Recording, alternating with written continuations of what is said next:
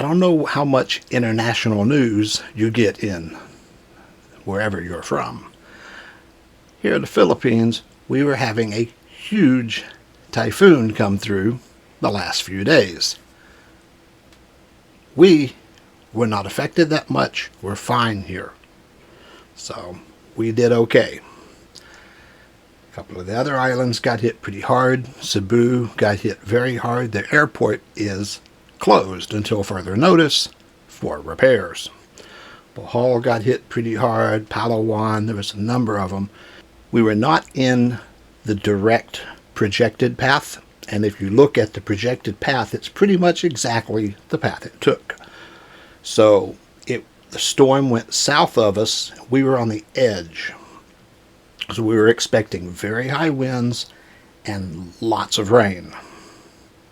Somehow we got the very high winds, but not that much rain. I was a little surprised. The last big storm we had was the Typhoon Yolanda. I forget what y'all call it in the rest of the world. We have our own names here. That was in 2013, I think. I think it was my first year. Huge storm. My wife had her house back in the province, got wiped out. There was a small bamboo house. It got erased. But all that happened to us. We were in a bamboo house here in Iloilo. Half the house was a tin roof, half was bamboo. We didn't lose any roof. All we had was one banana tree got uprooted. And they don't have much in the way of roots.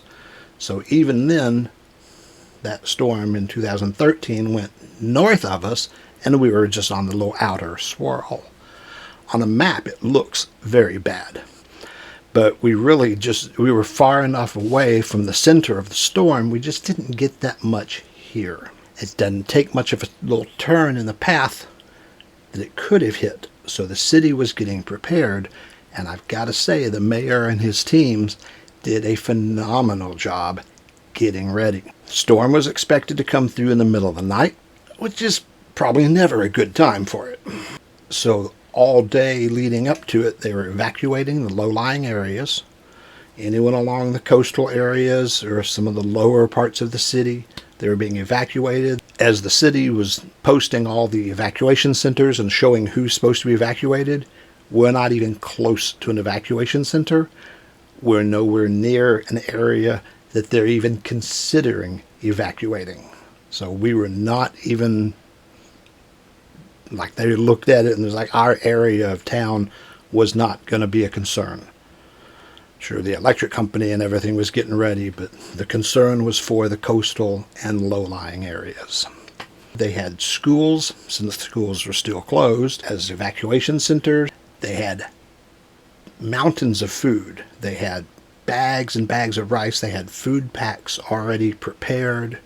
They had the evacuation centers filling up. Medical centers were standing by. So they did a very good job of getting everything ready just in case. Now, a lot of the low-lying areas, and especially the coastal areas, did get some storm surge. I'm not sure how bad, because I haven't been out to see it. The storm surge will come through and completely redraw the coast. It'll change the beach. It will raise or lower the sand. 5-6 feet is not uncommon. I mean, it's just unbelievable amounts of sand will get moved. It will change where the high and low tides are. The storm surge can do just incredible damage here. In any of the fishing villages especially, those are mostly what they call the native products, which is the bamboo house. Those can get knocked down, wiped out real easy. So they were getting all of them and moving them to safety. Out at our house, we didn't take any damage. We were not there. We're here in the city. But our house was okay. But one of the cousins next door, his house got completely torn down from the winds. It was a bamboo house, so it was not as sturdy. Ours, being a cement house, was much sturdier. The only thing that probably would have happened was we could have lost some of the tin on the roof. But we had one of the cousins' houses got completely knocked down. I think Melanie offered the use of our house for a short time if they need it. I don't know if they're going to use it.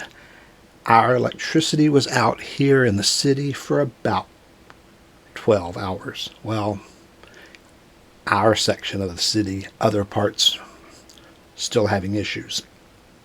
At the house, it's only 10 miles away. The power is out.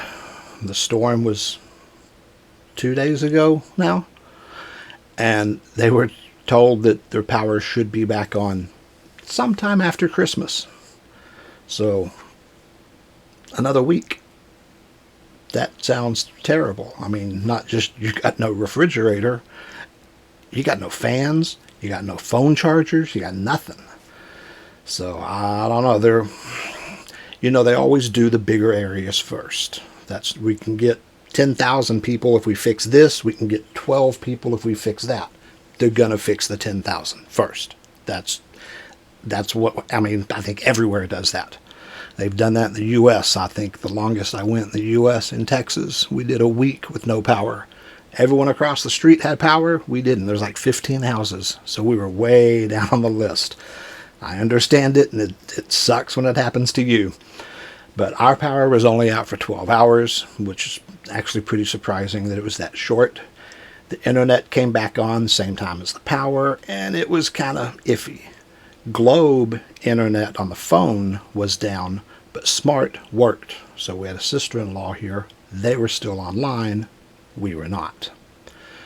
We went to the mall. We wanted to show them a bunch of the Christmas lights and grab dinner and stuff. Well, half the lights were down. I don't know if they took them down or they came down from the wind, and the lights that were up, only about half were lit.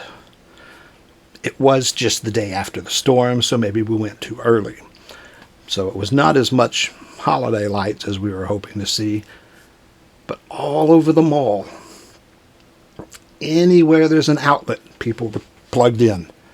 So other parts of the city that are without power, everyone's going to the mall, plugging in and charging their phones at the mall. Glad the mall is letting them do that. I could see in the U.S. they would probably not let them just because we wouldn't. The electric company has been working very hard to restore power to all the areas. There were, a lot of trees got knocked down. Even though we didn't get major damage here, there was still a lot of damage. Had some houses damaged, had a lot of trees and branches come down. We had power poles get blown down. So, there was a lot of damage because as the trees came down, they were taking out wires. Oh, yes, that is why our power was out. They said they had so many. There are downed power lines. There were transformers catching fire and blowing up and sparking. They said there was too much damage going on. So they just shut the whole city off. So as the lines were coming down, there was no power to them, so it was safer. It was no fun for us being without power, but actually that kind of makes sense because they said there was just so much damage coming in all at one time, and it was just too much. Everything was hot, so they just shut the whole city off. As they checked it, they turned everything back on. As they are doing repairs, they're, in each area, they're bringing it back up. And at the house, it's a different electric company. They're on their own schedule. I wish them luck. There was a lot of damage in other areas. We got some damage, not real bad, nowhere near as bad as it could have been. And here we are okay. So if you were concerned, we made it. We're good. The condo, being up in the air, I knew we would have no flooding. Parking garage takes the entire first floor. So, and we're not on the coast. We're on the river, but we're nowhere near the coast. So I knew we weren't going to have any major flooding here. Certainly not up to our level. If it floods up to us, somebody better be building an ark. The only problem we might have would be either debris could break the windows or just the winds, because the wind was whipping through here hard. And it was like vibrating the window like a drum head. So we were just kind of laying there hoping the windows don't shatter. Luckily, they did not. That would have been probably the main thing that would happen here. other than, maybe the whole building falling down, which I don't think is very likely. So, Melanie was very concerned about it, and I'm like, well, the only thing that would really happen would be the windows break. Other than that, not much is going to happen. So I went to sleep. I was like, it was no problem. The noise kept waking me up, but I was like, there was no sense in sitting there worrying about it. It's a bad attitude. There's nothing I can do about it. So I did try to film some during the storm, and as loud as the wind was for me, the camera didn't pick it up, like, at all. It's really surprising. So you can kind of see some wind. It was so dark you can't see much anyway, but you kind of see the tree moving and you can't even hear the wind hardly, which is surprising because I'm hanging out the window about to get blown away and this wind is just whipping by. So I did not film very long. And then the sound of the wind wasn't even on the camera. Oh well, if you've ever been in a tornado or a typhoon, that's what it sounded like. I've unfortunately been in too many of both. So they did an amazing job of getting everything in place, getting the people evacuated, the food in place, medical personnel in place before the storm came through. I've really got to give the mayor some big props for that, because when we were here 2013 for Yolanda, there was pretty much nothing. There's a storm coming, hold on. And then after the storm, they're like, oh, yeah, I guess we should have done something. It was not taken care of in advance. So this mayor did a very good job getting people and supplies in place before the storm. I've really got to give him credit for that. Good news from us, we're okay. We didn't take any damage here. There was some damage next to our house, but even our house didn't take any damage. The condo is fine. We're fine. Didn't even have any windows broken.